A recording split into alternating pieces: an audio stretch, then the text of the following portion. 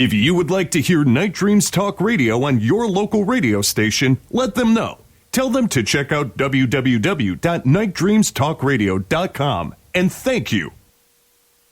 You can advertise your business on Night Dreams Talk Radio, and you will be heard worldwide. Why not contact us at nightdreamstalkradio@gmail.com. Night Dreams Talk Radio, After Dark, wants to give a big shout out to all the truckers that listen to our show.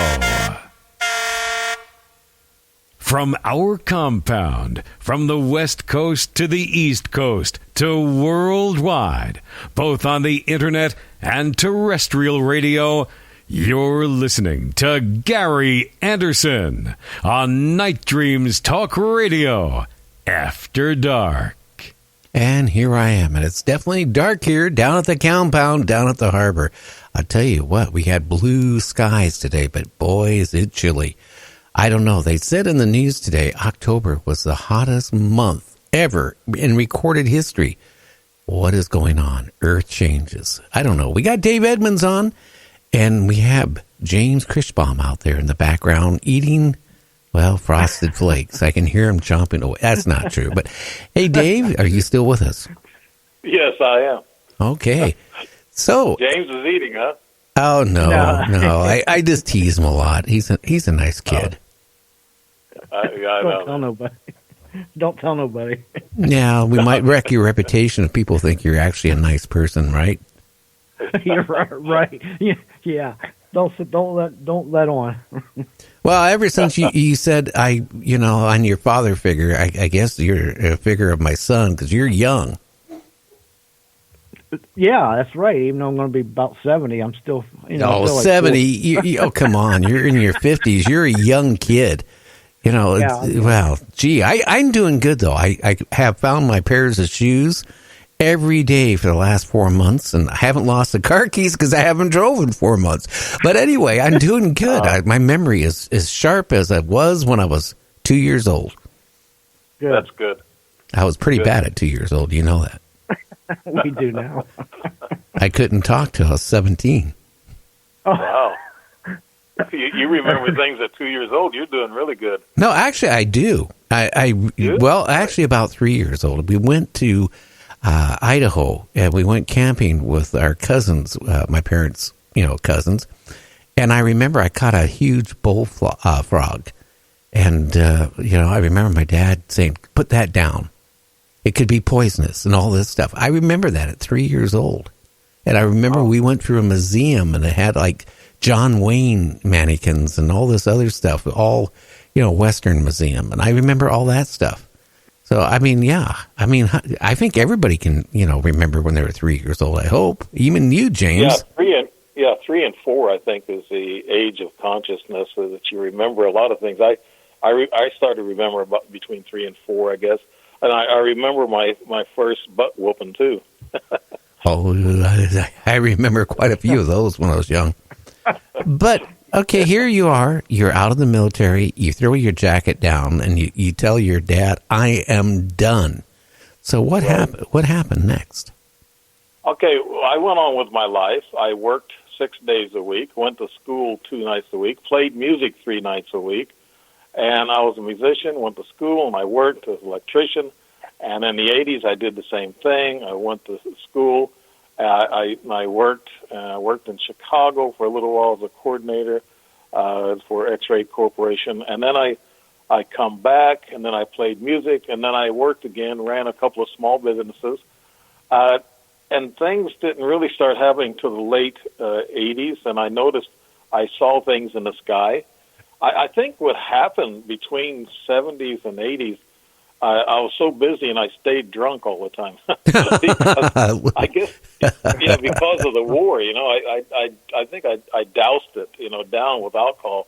But staying busy, I was so tired, I'd wake up in the middle of the night and not know what was going on. They might have been messing with me then, but I was so busy, I was so tired during the 70s and 80s that I wouldn't have recognized what I did later, being more sober minded, what was happening to me at the time. But I do remember seeing some flying orbs and things of that nature, but my next event didn't really happen until about the middle 90s. And this is when I knew, I guess they weren't going to let up on me, and they still remembered me. I was in bed one night with my ex-wife. This was 96, I believe, somewhere there. And it was about 1 o'clock, 1:30 in the morning. And here, there was somebody walked in front of the mirror, and the ex-wife liked it really dark in there so she could sleep better. And it was really dark, and I saw this silhouette walk past the mirror at the foot of my bed. And I thought it was my daughter. I hollered out her name several times. She didn't answer. So I was up on my elbow, and I was looking at, I thought it was her. She was going to her medicine cabinet to get aspirin because she might have had a headache. But here walks steps around to the side of my bed, and I was on my elbow looking around. I looked at this thing. It was only about 3.5 to 4 feet tall, and it was like a dark green or gray. Of course, the light probably didn't do it any justice, and it was really wrinkled. It's not like the commercial little grays that you see. They're so smooth. This thing was really wrinkled, I remember, and under his eyes, and his eyes were big, but he didn't have the black lenses on. They probably don't use them, or they may drop down whenever it gets a little light. But I didn't see the black lenses. All I saw was the pupils and big eyes. Their eyes were probably about 3 times our size. And this thing was looking at me, and I remember fear. I was frozen with fear for about 5 or 6 seconds, and then all of a sudden I felt peace, and then I just fell back in the bed.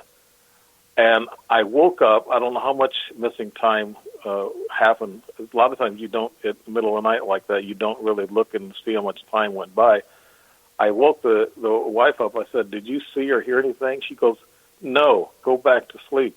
And my eyes were blinking. I couldn't stop them from blinking. They were just like a nervous tick. And I said, "What's going on? I can't stop my eyes." So I went in and threw cold water in my face to try to wake up and figure out what the heck happened. I said, "Oh, my God, that was one of those little grays that they're following me." And so he must have done what he did to me there at the bedside. He might have taken a sample, a semen, or even a sample of DNA. Interesting.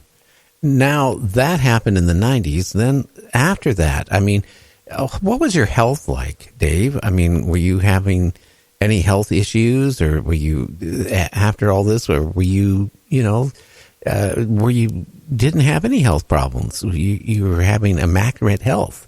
What was it like? Right. I was pretty strong. I was working out and playing music, and I was pretty active, but I was still a little heavy, but I was strong.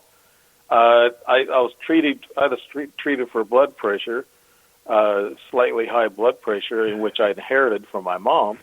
But that was about it at that time. I wasn't, I didn't have any the problems that I had with my back later on, that type of thing. But I had some bad dreams, like you were talking about from Vietnam. I'd wake up, and sometimes I knew they weren't ET because they were combat related. So, and I thought, oh my God, how long am I going to put up with this? I was at my mom and dad's house when it first started. I had a nightmare, and I was pounding on the wall because I couldn't. Somebody took my rifle, my M16, and the enemy was coming, and I got scared. So I had 2 nightmares while I was staying there with my mom and dad before I went and got my own place. It was just a few 2-3 months, and after that, those nightmares stopped, but I still had bad dreams. And I know when they're military, and I know when they were ET, because I would see it in my dreams. I would see those things. Maybe they were extracting those memories from me. I don't know. I don't know. What you went through in Nam, how can I say it? It's the type of thing, that you just don't forget. I had this phobia because of it. When I went there, the first thing they did is they took us into a hangar when we got off the plane, and they started talking about the poisonous snakes and stuff. Like if you get bit by a snake, make sure you bring the snake, kill the snake, and bring it to the medic or they know how to treat you. Right. And before that, I was never even scared of gardener snakes, any type of snake. Now you put a snake in front of me, I'll tell you what, I'm a girl. I'll run away. Yeah. It's what would happen if you saw a reptilian? ET. I would probably try to fit underneath the bed, which would be really hard because I got one of these like beds now that raised up and down at both directions. So there's not much room to get underneath it, but I would try. Right. Well, you're explaining something that happened to me. That was, I think, in 2000 or 2001. There was a reptilian. I had my closet doors open. It was standing there, right there at the closet doors, and it was about 5:00 in the morning. And I got up because I felt a presence in the room. And when I looked around, I saw this 5 or 6 foot reptilian. Must have been a young one, and its head looked just like a cobra. And when I see cobras scare me. I mean, really bad. So I saw this thing standing there looking at me, and I jumped out of the bed. And when I turned back around and looked, it was there, and then it just disappeared. I heard that they sometimes will show up like that, just to let you know that okay, they were there. So apparently, I was visited by a reptilian because I saw that, and you just don't jump out of bed for nothing, and your heart's pounding, and you're standing against the wall, and you're looking to make sure that there's no more of them around the room. So yeah, I saw that, and that's weird on the snake subject. So I thought maybe I'd mention that. I'll tell you one little thing, and then we'll get back into it. I didn't know till I had a scientist talk to a scientist lately in the last month. Do you know a cobra? If you go and, for example, you go to kill a cobra, but you don't kill it, it will remember you. And if you're anywhere near that area, a day, 2 or 3 days later, that cobra will look for you. Right. Oh I've been through that, Gary. When I was in Vietnam, about 7 or 8 of us guys had a big black cobra. I know you've seen them over there. Oh, yeah. And this big black cobra was standing up on its head. It was up, in the air looking at us. Well, these guys were throwing rocks at it, and the one guy that was in behind this cobra threw a rock and hit this cobra in the head. Well, he turned around and looked right at the guy who threw the rock, and how he knew that was the guy who threw the rock. Well, he got down and he started going after him. So we kind of divided our lines, and then we opened up with all of our weapons and killed it. So, yeah, you're right. They do know who you are when you hurt them. Oh, yeah. And that really shocked me. But going to the alien, it looked at you and then disappeared. That is the species of the alien that likes men in different ways, or women. Right. They look at us as a delicacy. You know that. Right. And I think they come in human form, of course. We know they're shapeshifters. I think the reptilian race are the shapeshifters of most all of the aliens, except the one hybrid I met. I believe she was a gray a shapeshifter, but they all know how to do this. They all have all this. There's so many millions of years ahead of us in scientific knowledge. It's we can't even fathom.